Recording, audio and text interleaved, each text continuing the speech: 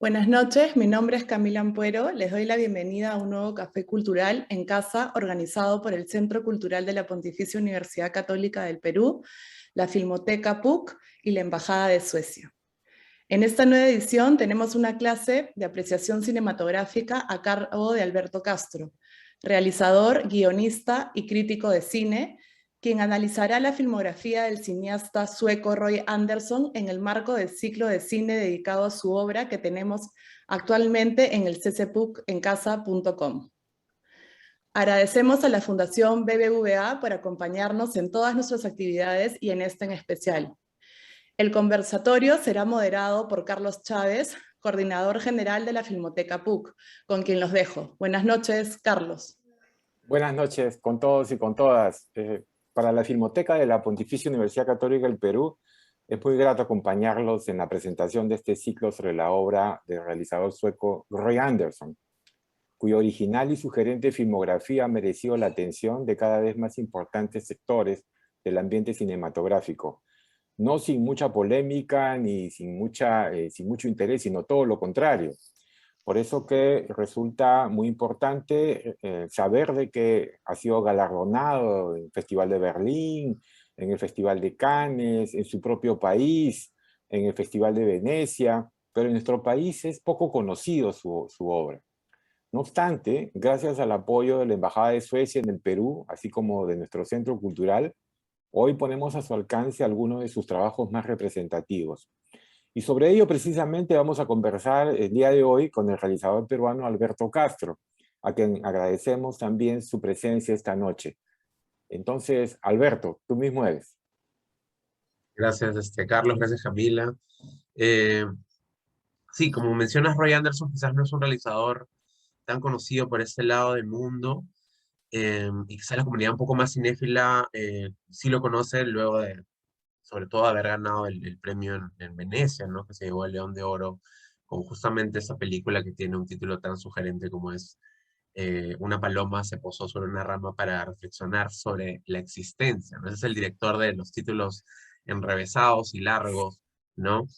Y claro, su filmografía es fascinante. Creo que es muy fácil distinguir el cine de Roy Andersson desde la forma, desde lo formal, pero también hay que identificar los temas que suele tocar, ya que su primera película, si tú la ves separada quizás de las otras cuatro que ha hecho posteriormente, no, estéticamente no es que comparta casi nada. No creo que estamos acostumbrados bueno, los que han visto las películas de Roy Andersson, los que no la han visto, tiene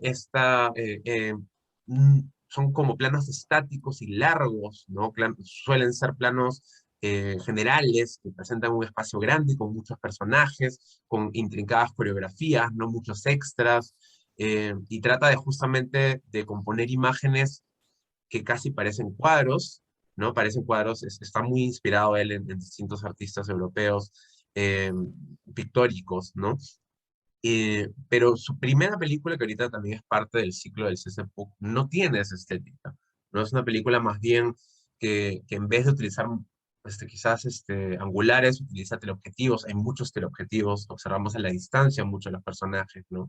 Entonces justo quería empezar quizás hablando sobre que si bien es cierto, en los últimos 20 años Roy Andersson mantiene una estética, una plástica muy, muy específica, desde el inicio, ¿no? Porque Una historia sueca de amor es una película incluso más, o sea, previa a esas, los temas se mantienen, ¿no? Es un director que desde siempre ha dicho que su misión ha sido darle voz al ser humano pequeño, ¿no? Que nos representa a todos nosotros. Intento mostrar lo que significa ser humano y estar vivo. Y desde su primera película, quizás distinta, como menciono, vemos eso, ¿no? Hay como una reflexión suya de tratar de entender qué significa estar vivo casi, ¿no? Y tiene una visión, para algunos, si leen académicos o críticos de cine, muy pesimista, muy cínica, ¿no? Muy oscura de la condición humana. Siento yo que mientras avanzaba el tiempo, eh, quizás no sé, quizás la edad, quizás también el avanzar un poco en su carrera ha hecho que que empiece a ver como cosas cálidas en su filmografía. Siento yo que la última película que ha estrenado, que también es parte del ciclo que es Sobre lo Infinito, es probablemente su película más cálida, no tan, no sé, si desesperanzadora como quizás sí lo es, Canciones del Segundo Piso, que para mí es quizás la más oscura y la más dura, ¿no? Quizás está en un momento de su adultez mucho más desolada, ¿no? Yo creo que es la película más oscura que tiene de todas las que ha hecho, ¿no? Entonces, me parece interesante cómo desde su primera película están todos sus temas, están todas estas oposiciones que él plantea en su filmografía, ¿no? Está esta idea de la juventud cálida, ¿no? Esta juventud que empieza a enamorarse, ¿no? Cuyos conflictos son un poco, más sencillos, ¿no? O sea, se mantienen los mismos conflictos. En una historia de amor sueca está este romance entre esta chica quizás con más privilegios, más acomodada, y este chico que trabaja en una mecánica, ¿no? Sin embargo, sus conflictos se resuelven muy rápidamente, ¿no? O sea, al final la historia no es, la parte importante de la historia no es la historia de amor en sí, porque al final la historia de amor se resuelve quizás a la mitad de la película, sino es esta contraposición entre la historia de amor, estos jóvenes y el futuro cálido, brillante que podrían tener hacia adelante, versus estas generaciones previas que ya perdieron como la ilusión, han perdido oportunidades, están como enfrentadas a un mundo que ya no les sonríe, ¿no? Y eso es algo que se ve mucho luego, incluso más visualmente aún. O sea, creo que el cine de Roy Anderson nos ha acostumbrado a ver estos personajes casi empolvados, ¿no? Grises, ¿no? Pero los pocos personajes jóvenes que aparecen, ¿no? Recuerdo muy claramente esta escena de estas jóvenes que empiezan a bailar en Sobre lo Infinito, ¿no? Si ven los matices o la polarización sola de la imagen, son personajes que se ven, cuya piel es más naranja, ¿no? Más como la piel humana, ¿no? Mientras que el resto de los personajes parecieran estar todos empolvados, cubiertos de cenizas, ¿no? Y eso, si bien es cierto, estéticamente, o sea, visualmente no se siente en su primera película, porque los temas están, pero visualmente todos son, digamos, del tono normal de piel, ¿no? No están maquillados de una forma específica. eh, sí se mantiene como en el tema, ¿no? En la oposición, ¿no? La juventud versus las generaciones previas. Y no solo las generaciones previas ligadas a los padres, ¿no? Porque está también este personaje que está como en el medio, ¿no? Que es familiar de la chica, de la adolescente, ¿no?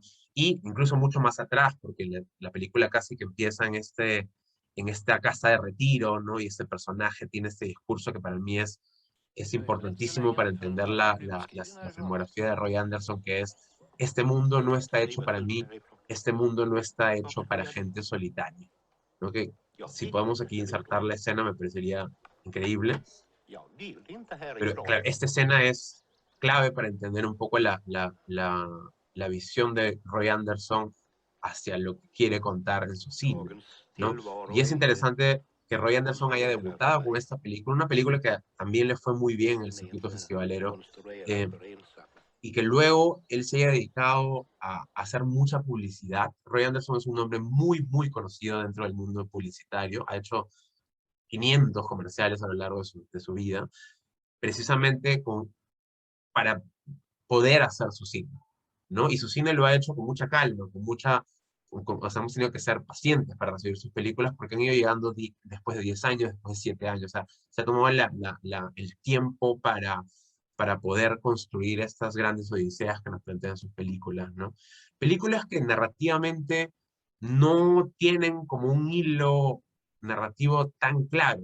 Es cierto que en el caso del ciclo tenemos dos películas que sí tienen un pequeño hilo narrativo, ¿no? Canciones del Segundo Piso tiene la historia de esta familia, o sea, este hombre cuyo hijo está encerrado en este hospital mental, ¿no? Por escribir poesía.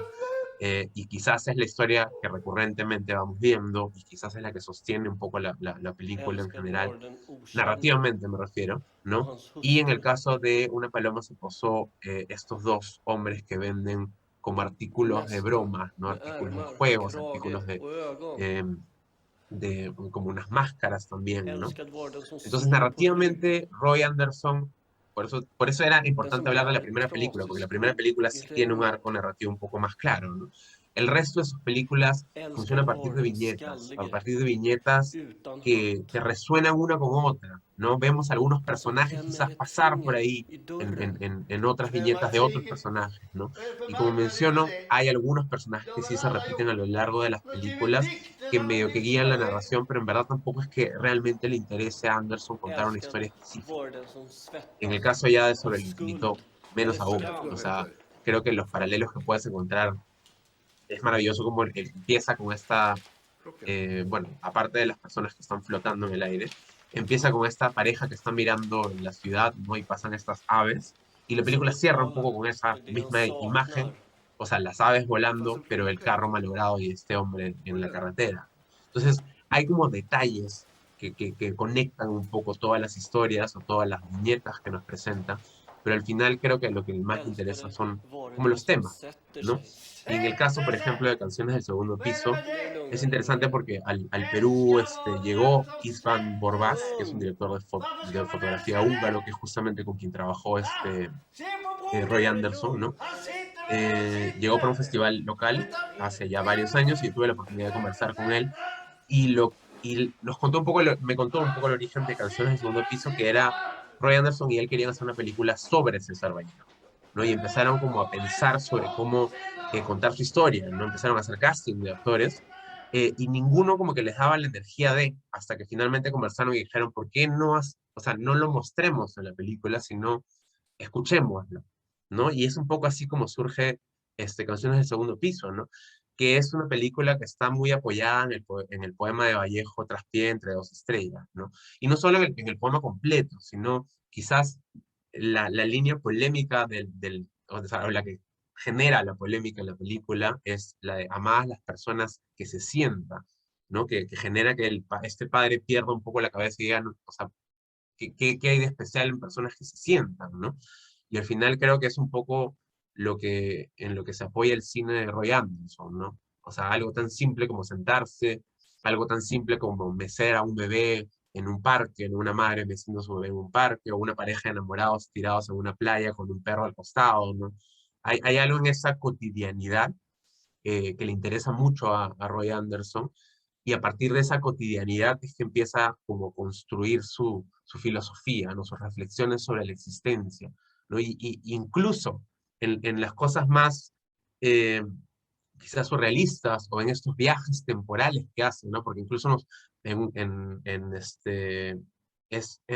Sobre lo Infinito que nos topamos con Hitler en el búnker, ¿no? Incluso en esos momentos que podrían ser como históricos importantes, ¿no? O el rey Charles entrando a una cafetería con todo su batallón yendo a enfrentarse a Rusia. Incluso en esos momentos no es que él intente construir momentos de solemnidad, momentos históricos, sino que trata de observarlo desde la cotidianidad y contraponiéndolo quizás a situaciones un poco absurdas, ¿no? Es muy interesante porque hay una serie de críticos, un crítico, recuerdo que vi una crítica que decía que Roy Anderson hacía como cine de Bergman, pero realizado por Monty Python. O sea, hay como un slapstick del Bergman, ¿no? Es como, tiene esta cosa muy oscura, muy trágica el cine de Bergman, pero tiene un humor muy fino y muy sofisticado, ¿no? Muy cínico.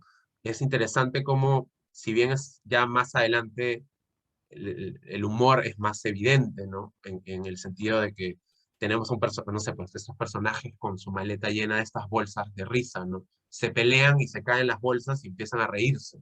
Entonces, claro, ahí contrapone la risa con una situación muy dramática, porque quiere justamente reventar esta tensión. Pero, por ejemplo, en su primera película, que no tiene la estética quizás de las otras películas, está este adolescente empoderado en su moto, ¿no? Que se siente todo cool, ¿no? Todo ya adulto, ¿no? Y la cámara como que empieza a alejarse y pasa un ciclista que le gana en velocidad. Entonces, Roy Anderson desde el comienzo de su carrera tenía esa sensibilidad, ¿no? Que combina la tragedia con la comedia, que trata de enarbolar reflexiones sobre la existencia, pero a partir de lo cotidiano, ¿no? Y ese es el cine suyo. Ese es el cine que construye y que con el tiempo ha logrado perfeccionar desde su estética, ¿no? Es interesante porque en esta conversación con este director de foto también él mencionaba de que que Roy Anderson empezaba con ideas y empezaba con imágenes, no empezaba con un guión. Él más bien tenía en su cabeza imágenes. Y todas las películas de Roy Anderson, menos la primera, ¿no? Todas son sets construidos en estudios. No le gusta grabar en espacios reales, ¿no? Roy Anderson construye todos sus estudios, todo en estudio, y por eso es que hay una sensación de hiperrealidad, ¿no? Él sabe exactamente cómo quiere que se vea la cafetería en la que sucede esto, el bar la habitación, ¿no? Todo está construido al milímetro, y ya desde el lado de la forma, como mencioné al comienzo, Roy Anderson es eh,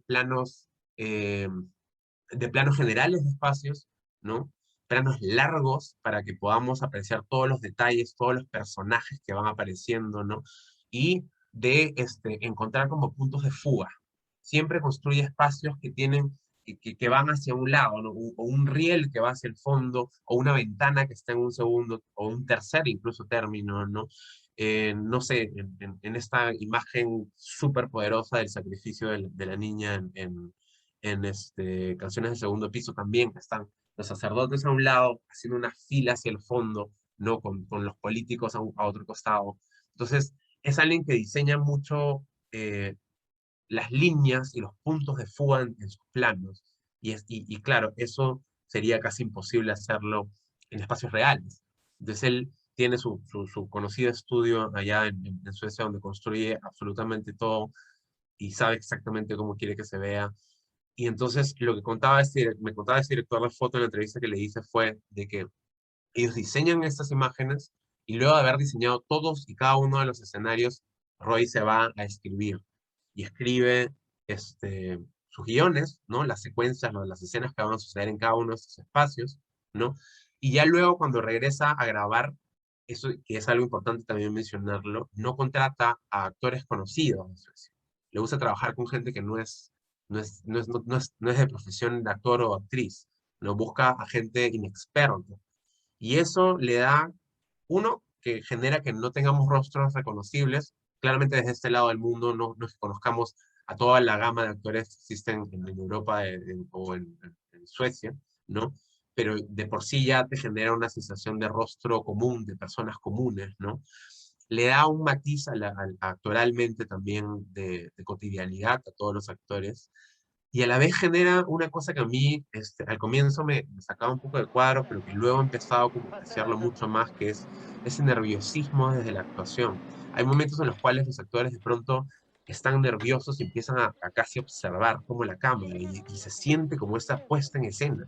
O sea, las películas de Roy Anderson terminan casi revelando su naturaleza ficcional, ¿no? A partir de este nervio que consigue con sus no actores en escena. Entonces eso también me parece como súper interesante desde su cine, ¿no? Eh, Dentro de las cosas que, por ejemplo, también me pareció interesante observar a partir de ver de su primera película y su última película, me parece interesante este paralelo que genera entre la juventud y vejez, y entre el enamorarse o enfrentarse a infinidad de posibilidades versus el perder las esperanzas, ¿no? Y por eso quería ver si podemos mostrar aquí como una escena. Son dos escenas que me parecen que retratan lo mismo, pero lo retratan de una forma tan distinta, ¿no? En una historia sueca de amor, la primera vez que esos dos chicos se conocen en esta casa de retiro, ¿no? Observándose a la distancia, ¿no? Y tiene este plano contra plano, plano contra plano, mientras los adultos hablan, conversan, ¿no? Y tiene esta cosa muy interesante de observación de ambos, ¿no? En silencio, ¿no? Y ese mismo silencio lo tiene en la otra escena, que es la de Sobre lo Infinito, en la cual esta chica sale a regar sus plantas, y pasa este joven y la ve y se deslumbra, ¿no? Y es interesante cómo en ambas escenas sucede probablemente lo mismo, ¿no? Este deslumbrarse, estos dos jóvenes que se deslumbran y se enamoran de una u otra forma, se observan y se seducen, hay como un cortejo ahí, pero son dos escenas grabadas de forma diametralmente opuesta, ¿no? En la primera película, en teleobjetivos a la distancia, observando cómo se desarrolla casi tímidamente de lejos, ¿no? Y Sobre lo infinito, de lejos también, pero en un plano general, donde quizás la coreografía y el mover de los personajes es el que nos denota que ellos están en esa situación de cortejo, ¿no? También es interesante ver cómo Roy Anderson, si bien construye un cine que nos habla de una realidad, o sea, hay referencias quizás a la historia, al mundo, está Hitler, ¿no? O hay referencias a la historia este, sueca, ¿no? Quizás puede ser también referencias a situaciones muy específicas políticas que quizás no lo vamos a terminar de descifrar desde este lado del mundo, ¿no? Al final igual construye un universo casi atemporal y casi, o sea, que existe casi flotando en el tiempo-espacio.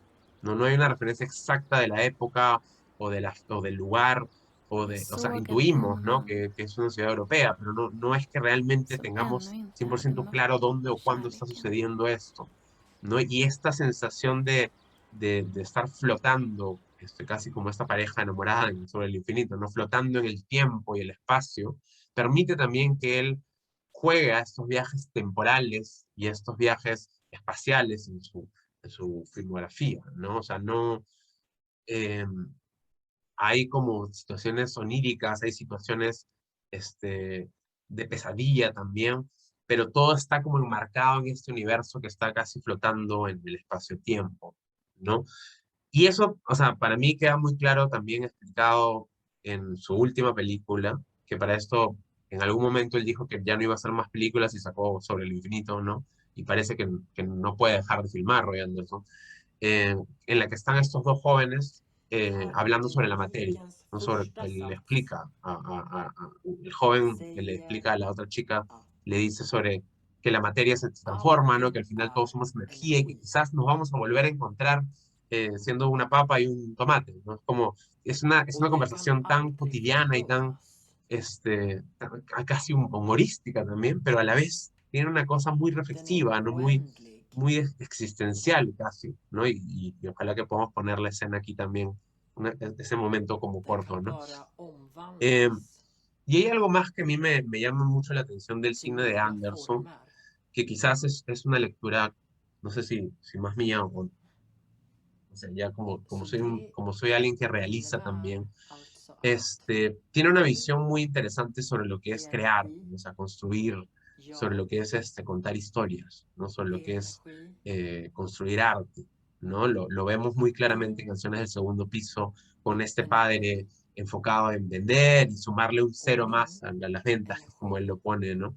Eh, y que ve a su hijo, el poeta, como el loco, ¿no? Como el que no va a lograr quizás nada en la vida, ¿no? Lo vemos en la primera película que hizo en Historia de Amor, eh, con el padre de la chica que le dice al chico, oye, ¿tú ya pensaste qué quieres hacer?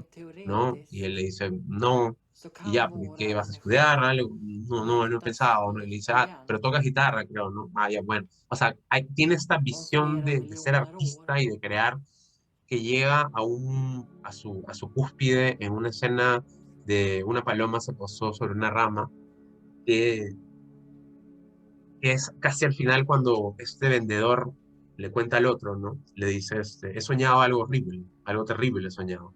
He soñado, porque para esto acabamos de ver una situación terrible de un tubo en el cual empiezan a insertarse esclavos, ¿no? Y los queman, y que es casi un espectáculo, ¿no?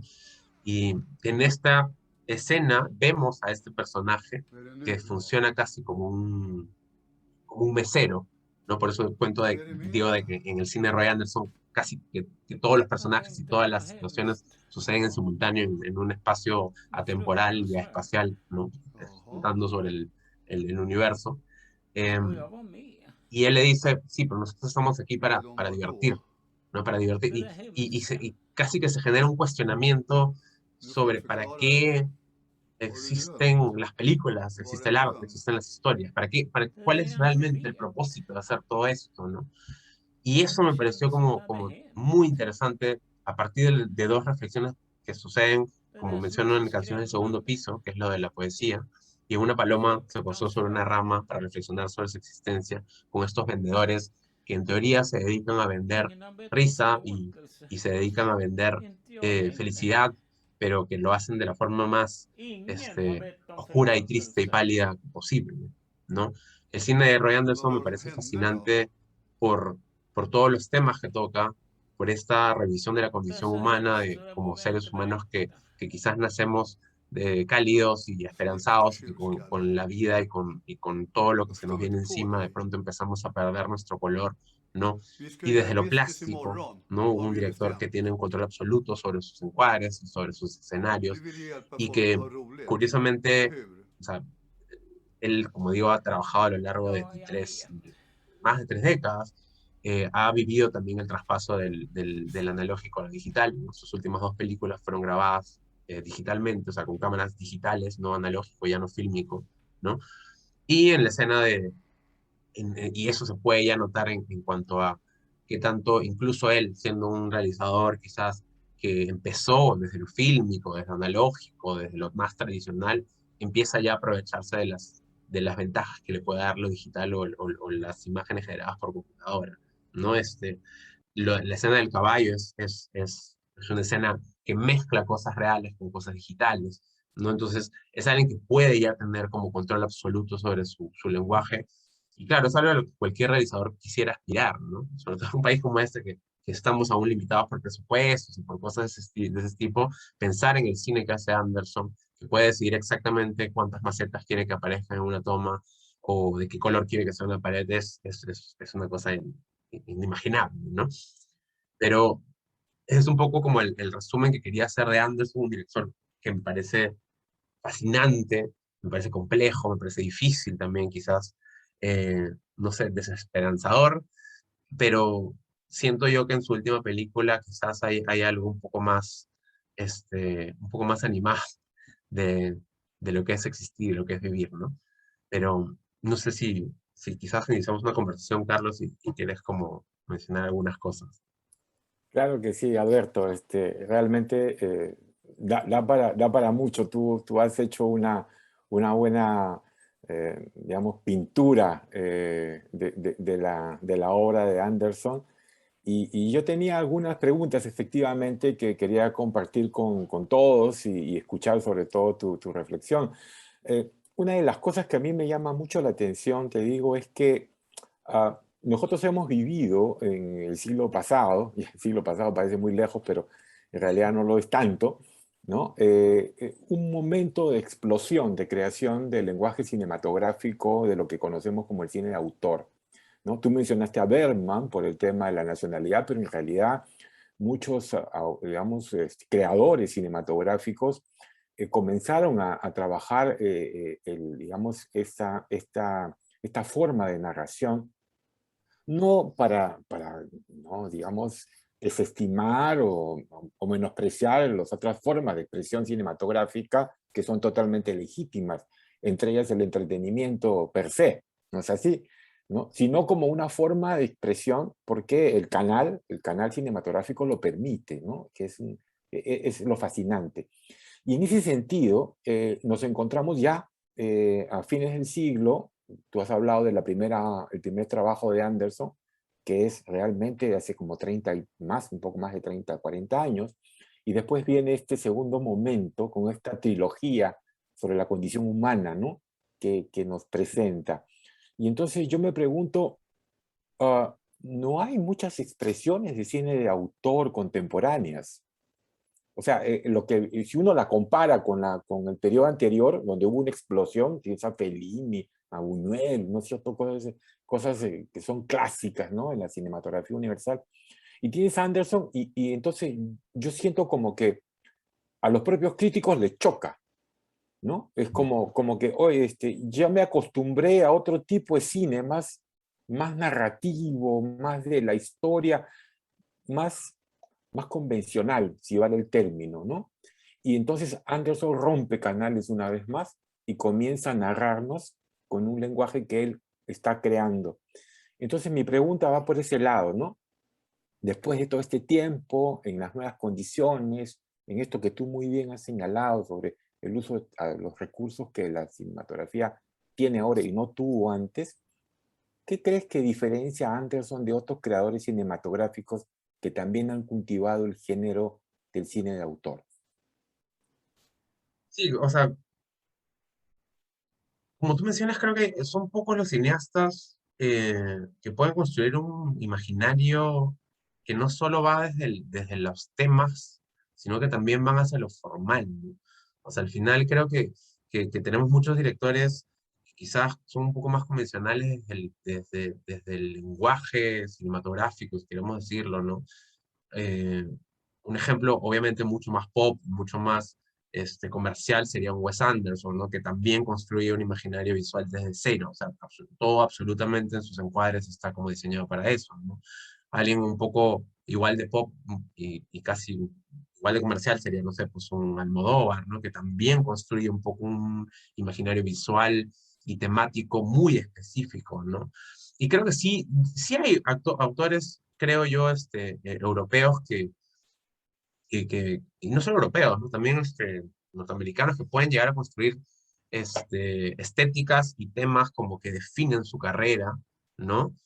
Em, pero lo interesante de Anderson es que tiene una visión muy que combina lo existencial con lo cotidiano. O sea, le interesa un poco, creo que eso, le interesa como observar, ¿no? Sus películas son casi de observación. Por eso, eh, sacar un poco de historia de amor sueca, ¿no? Porque igual, si bien es cierto, es como la primera película, pareciera que no es parte del resto de su filmografía, ¿no? Visualmente parece otra cosa, pero los temas están ahí, ¿no? Entonces, al final el resto de sus películas son casi de observación. Estamos observando como viñetas de vida, ¿no? Y eso es algo que, en todo caso, me parece a mí que ha influido a muchos cineastas después, ¿no? O sea, Oslund, por ejemplo, que es que también es de Suecia, ¿no? Que dirige Force Majeure o dirige The Square, siento yo que está muy influido por Anderson en cuanto a su visión del mundo, en cuanto a sus observaciones sobre la condición humana, ¿no? O no sé, Lantimos, ¿no? Que igual Lantimos, Yorgos Lantimos, que es griego, ¿no? Tiene una visión mucho más áspera y mucho más agresiva y violenta, ¿no? De la condición humana, pero creo que también podría quizás deberle algo un poco a Anderson, ¿no? Eh, sí, no sé, o sea, en todo caso, ya creo que la discusión sobre si hay autores o no que construyen un imaginario al nivel que lo hace Anderson, ya se escapa quizás de los mismos realizadores y tiene un poco que ver con cómo estamos ahora consumiendo contenidos, ¿no? Creo que también la situación actual del consumo de contenidos en redes sociales, en las plataformas de streaming, y de la necesidad de generar franquicias y vender, y el content is king, ¿no? Este emblema que tienen todas las plataformas, termina afectando también a los creadores, ¿no? Y termina generando una homogenización de los contenidos y de la forma de contar historias, ¿no? Felizmente aún mantenemos espacios de festivales, espacios de difusión cultural que pueden apreciar la diferencia, ¿no? Pero quizás desde la misma Filmoteca y desde los mismos SPUC nos podrán dar luces sobre cómo le va a un ciclo como el de Roy Anderson versus a un ciclo quizás un poco más comercial. Y eso como digo, quizás también ya se escapa un poco de la misma realización de los autores, ¿no? A mí me interesa escuchar tu opinión sobre justamente la explicación que podríamos darnos a propósito de este hiato, ¿no? En la creación de Anderson, ¿no? Porque luego del éxito de la primera película, ¿no es cierto? En los 70, esta historia de amor sueca, eh, va a haber este espacio, pero no es que él deja de crear, lo que pasa es que él tiene un traspiés, ¿no es así? Ujú. Y él tiene una obra que es rechazada por la crítica duramente, ¿no? Gila, me parece que es la que se llama, del 7-5, y entonces él como que recibe el golpe, ¿no? Se repliega como creador y comienza a hacer eso que tú narraste, de esa reputación que logra hacer a nivel publicitario, El pero principal. que él la utiliza de manera instrumental para poder tener condiciones. Es bien interesante porque en sus personajes se debate sobre la cotidianidad, sobre la existencia, el tener dinero para comer, dice él, en muchos de sus personajes le pone eso en la boca, y eso es lo que él ha vivido, porque él, para poder desarrollar su filmografía, él ha tenido que hacer otra cosa, además la hizo muy bien al parecer, porque ganó premios y tuvo reconocimiento, y después ha hecho lo que ha querido. O sea, él ha construido su estudio, ha construido su propio lenguaje, ha filmado sin tener que rendirle cuenta más que a su propia existencia. Eso me parece fantástico, ¿no?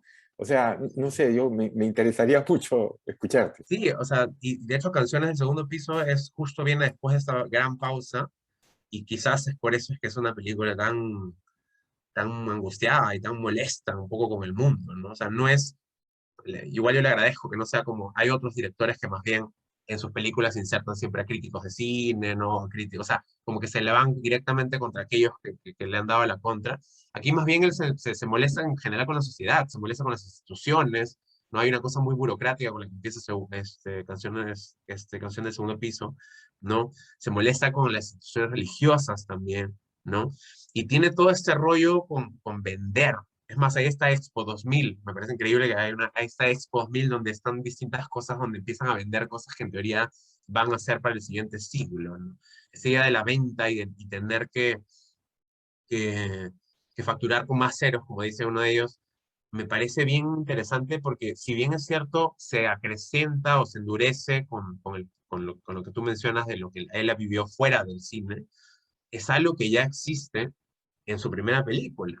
O sea, el gran clímax de la historia es este señor que de pronto se va al pantano y lo vemos en un universo así casi de otro mundo, ¿no? Casi de muerte, ¿no? Y él diciendo, yo no voy a permitir que mi hija esté con estos pueblerinos, o sea, y claro, es bien fuerte porque si bien aún quizás no se había enfrentado a algo más concreto sobre su creación, ¿no? Ya tenía esas ideas sobre cómo el mundo funcionaba, o sea, los abismos sociales, ¿no? Las injusticias quizás sociales también, ¿no?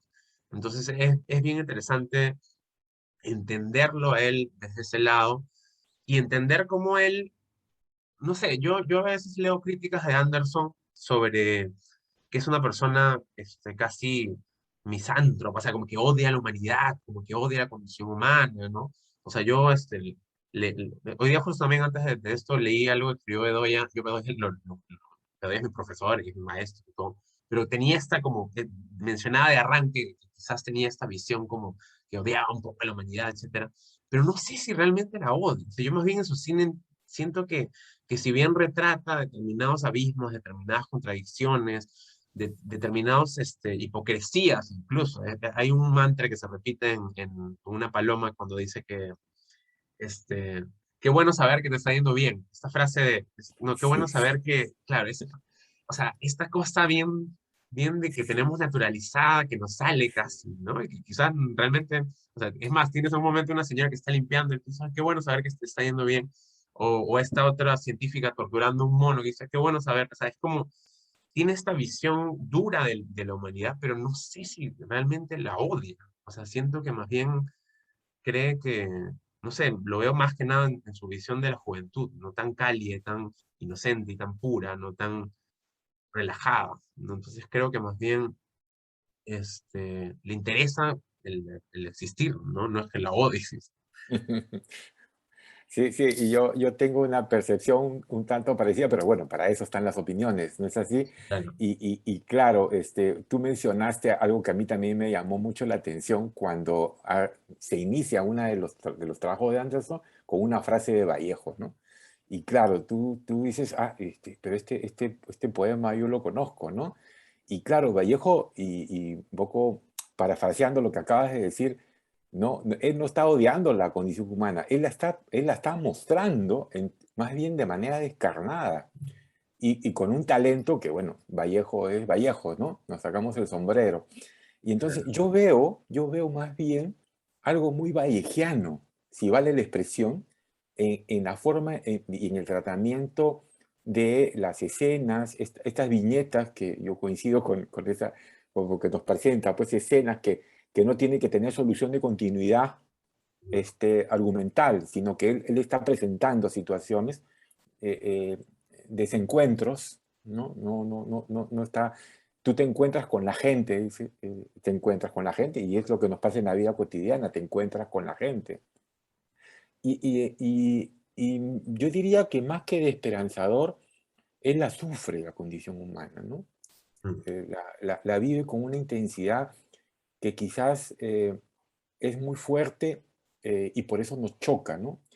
Son impresionantes algunas escenas realmente, ¿no? O sea, este tratamiento que le da, por ejemplo, al tema religioso, ¿no? Llega un momento en el que tú piensas que es contrario a la religión, podría ser una primera lectura, y no es así, porque más bien él está expresando una, yo diría, una espiritualidad, ¿no? Mucho más trascendente que la de la religión, digamos, humana, construida por nosotros mismos. Cuando esas escenas que dice, y a este señor, están hablando de Jesús, ¿no? Lo mataron porque, sí, pero era un hombre bueno, ¿no? Era un hombre bueno. ¿Qué me puedes comentar? Sí, que era un hombre bueno y era un hombre loco. O sea, hay como esta visión como, como dura sobre no hay que ser quizás tan bueno, no hay que ser tan, porque si no vas a perder en el mundo, ¿no? Y a mí, por eso es que a mí, para mí, no, y eso es personalísimo, ¿no? Canciones del segundo piso a mí me golpea de manera muy especial y muy fuerte, ¿no? Y creo que la que más me gusta de las suyas. Eh, También está esta contradicción claro, el padre molesto por la locura de su hijo y esta idea de quizás mirar a la locura del otro, ¿no? O la rareza del otro, o el sinsentido del otro, cuando el mismo padre incendia su tienda. Entonces, claro, al final, ¿quién es el cuerdo realmente en este universo? O sea, ¿quién está realmente bien y quién realmente está? O sea, creo que al final a Anderson le interesa justo esas contradicciones, ¿no? Esas contradicciones de la religión como espacio de creencia o de sosiego, ¿no? O de calma, quizás. Pero lo contradictorio es, claro, esta violencia sobre la cual se siente igual la religión. O sea, esta pesadilla que tiene este hombre cuando despierta, él está caminando con la cruz y lo están golpeando y la gente está como que sí, papá, papá. Entonces, claro, es como fuerte. Y desde el otro lado, por ejemplo, en Canción del Segundo Piso, este comerciante dice, estamos llegando al 2000, es el año ideal para vender cruces. Y las hace de todos los tamaños. Entonces, claro, y al final la religión también es un poco eso, ¿no? O sea, hay una gran contradicción desde la institución de la iglesia, ¿no? Desde, no sé, pues ya puedes pensar en, no sé, sacerdotes que de pronto tienen un montón de dinero y carros y celulares, y hay una cosa muy contradictoria desde cómo se maneja la religión cuando la religión también es esa reflexión sobre la vida y sobre cómo ser, ¿no? Ante el mundo, ¿no? Entonces es bien interesante cómo siempre la religión aparece en todas sus películas de forma como en base a viñetas distintas, ¿no? En la última ya tiene esta crisis de fe, el personaje, el sacerdote, ¿no? Que va a un psicólogo, ¿no? Y le dice, oye, creo que ya no sé cómo hablar de Dios y ya creo que ya no estoy creyendo en él, ¿no? Y es interesante cómo es un personaje que además aparece una y otra vez, o sea, varias veces aparece, ¿no? Y a la vez, o sea, ya obviamente podemos verlo solo desde el lado de la religión, pero desde el otro lado está este psicólogo que dice, no, ya estamos cerrando, no te puedo atender ahorita, o sea, o sea, al final los médicos, que en teoría son también, cuya labor también es ayudar a otras personas, terminan un poco también manteniéndose dentro de determinados esquemas o reglas, ¿no? Sí, no, su cine es para hablar horas de horas, en verdad. O sea, cada una de las viñetas y cada una de las conexiones que genera. O sea, es interesante cómo pasas de una a otra escena, ¿no? Y cómo una tras otra te empiezan a generar como ideas. No, o sea, tengo clarísimo esta imagen de esta señora con su carrito, ¿no? Y lo está moviendo al bebé. Y es una escena que no tiene nada que ver con ninguna de las otras. Es un personaje que no vuelve a salir y es un personaje que nunca antes ha salido, pero por alguna razón, quizás tendría que recordar cuál es la escena previa que justo vino, el golpe que me generó esa escena ha quedado marcado en mi cabeza, ¿no? Y siempre recuerdo a la señora moviendo al bebito, ¿no? Entonces, sí, hay una cosa muy fascinante en su cine y cómo lo va diseñando, ¿no? Hay efectivamente piezas pictóricas casi, ¿no? Es decir, tú puedes apreciar, te puedes dar el lujo, y yo aquí disiento un poco con mis colegas cuando hablan sobre la única forma de disfrutar el cine es en una sala de cine tradicional, a oscuras, y ese tipo de cosas, ¿no? Que claro, es una estética y es un disfrute, que duda, es como la vieja discusión sobre que es mejor leer un libro en papel o leerlo en la pantalla de un dispositivo electrónico. Yo lo leo en los dos ambientes y mi disfrute es distinto y en los dos lo aprecio. Entonces, hoy día tenemos esta cosa que tú comentabas sobre los nuevos espacios del disfrute de la producción cinematográfica. Entonces, cuando yo veía algunas escenas, hacía algo que yo no puedo hacer cuando estoy en la sala de cine, la congelaba, porque, porque son unos cuadros impresionantes y que además elaborados con una minuciosidad. Por eso los planos largos que tú comentabas, y a veces no me daba el tiempo ni el plano largo, ¿no? Porque como estamos tan acostumbrados a esta rápida secuencia hollywoodense, ¿no es cierto? De una escena que es elaboradísima, que cuesta millones y que dura una fracción de segundo y te pasan a la siguiente escena. No, yo la congelaba, ¿no? Esa escena, tú la has mencionado un par de veces, me parece fascinante, de la pareja de amantes volando sobre la ciudad destruida por la guerra, ¿no? Porque claro, en un primer plano tú ves y dices la ciudad, qué bonita ciudad, la ciudad europea, y después ves el puente que está destruido en el plano del fondo, y dices, no, esto no puede ser, pero sí es, pues, ¿no? Y o sea, todo lo que te dice estéticamente, o sea, yo creo que es un logro muy importante de este realizador, porque es la síntesis, una de las tantas síntesis que el cine y solo el cine puede lograr, ¿no? Y que está explorando justamente esos caminos, ¿no? Yo diría, hay una cosa de cuadros.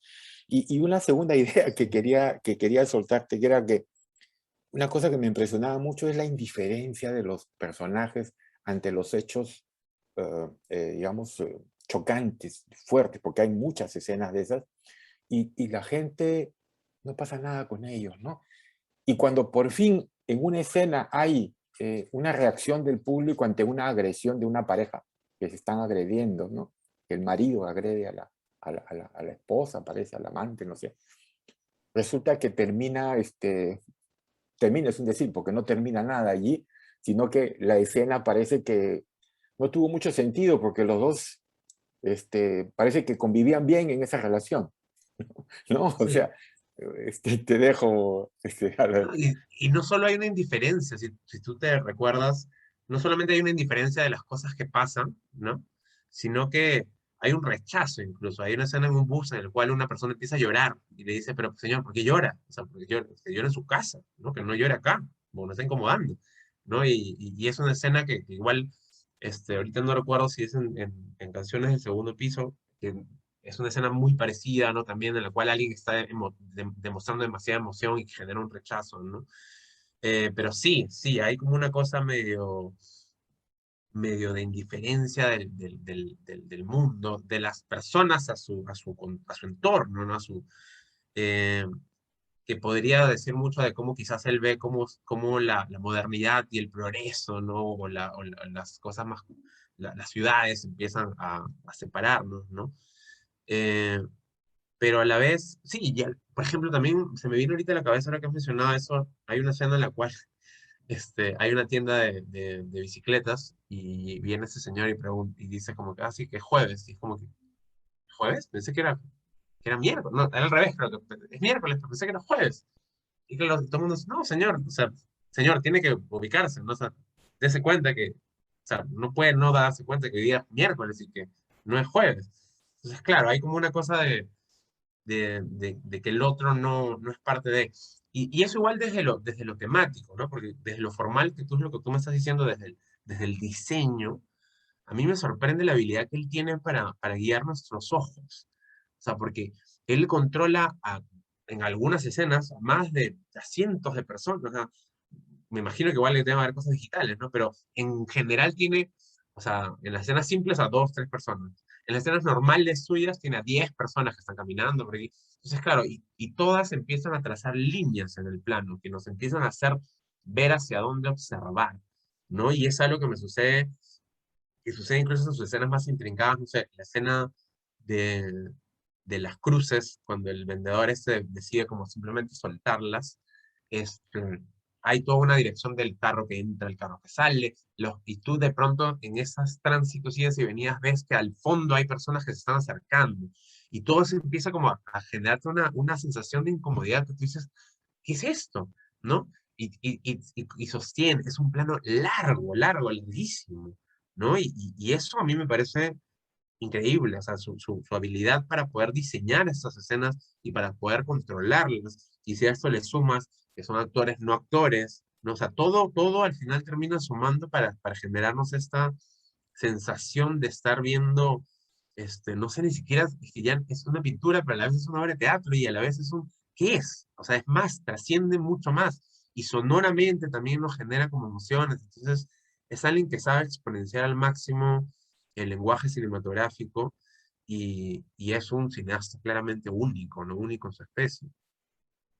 Sí, sí, yo quisiera más bien ir terminando con un tema que a mí particularmente, aparte de todo lo que hemos hablado, que como tú bien dices, podemos hablar ahora de esto, es un tema histórico, ¿no? O sea, yo soy historiador, entonces me llamó mucho la atención.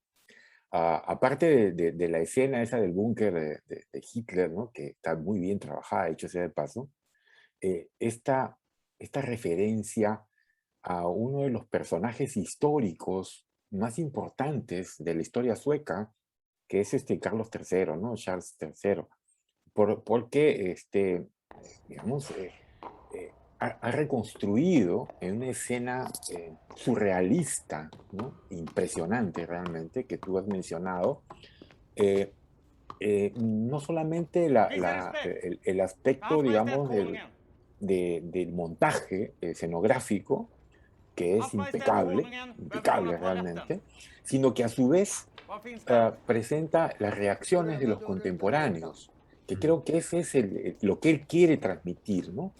Ese dolor, primero esa sorpresa y por la solemnidad y los estilos monárquicos, ¿no? que chocan, pero cuando vienen derrotados de la campaña rusa, que es el fin del expansionismo sueco, dicho sea de paso históricamente, y, y lo vemos al personaje derrotado, la gente llora, los contemporáneos lloran. Entonces ahí tú tienes una conexión que tienes que trasladarte más bien al imaginario de la sociedad sueca, ¿no?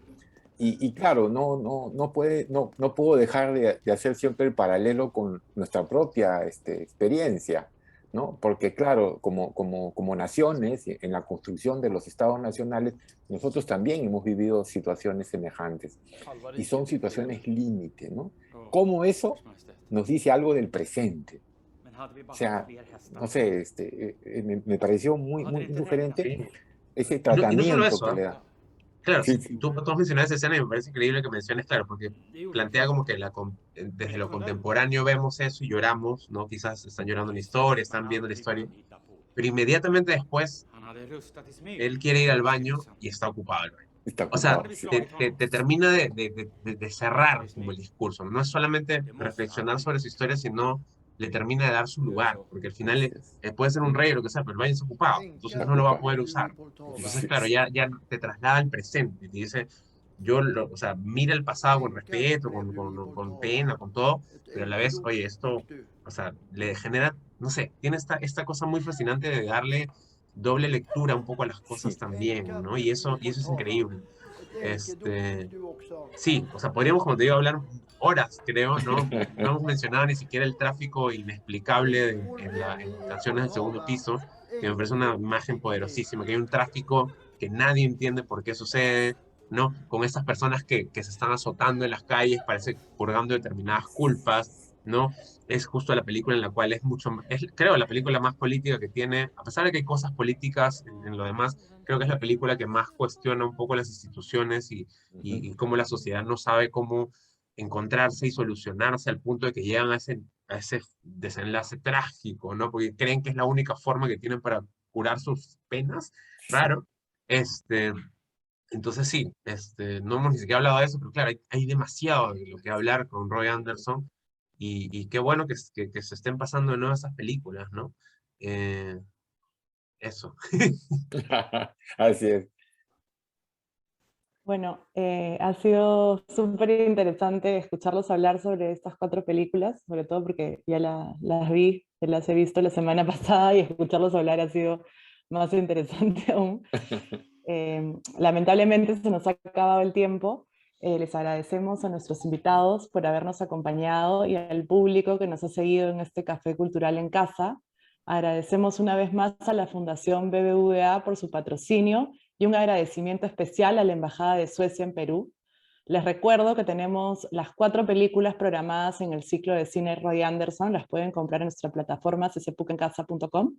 Estarán disponibles hasta el miércoles 3 de noviembre al finalizar el día.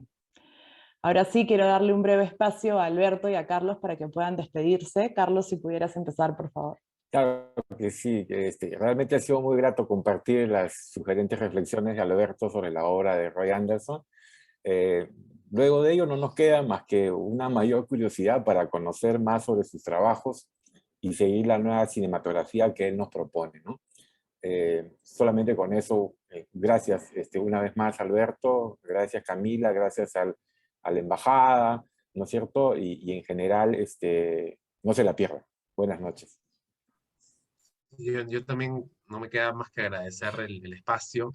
Siento que cada vez son más escasos esos espacios para conversar sobre películas, ¿no? Y reflexionar un poco más, porque estamos en unos tiempos en los cuales todo es efímero y todo es muy rápido y todo se va, ¿no? Entonces, regresar o poder tener esos espacios para poder conversar y reflexionar y pensar me parece como muy importante y parece que agradecerle no solo al Centro Cultural, no, a la Embajada, a la o sea, a todos los espacios, a todas las instituciones que han posibilitado esto, en verdad, gracias.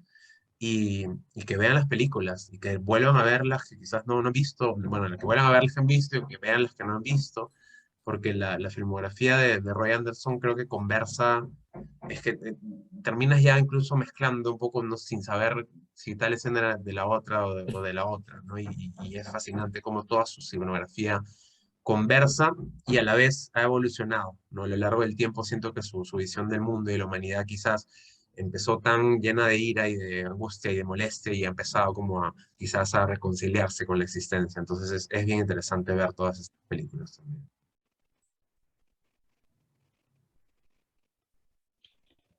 Gracias.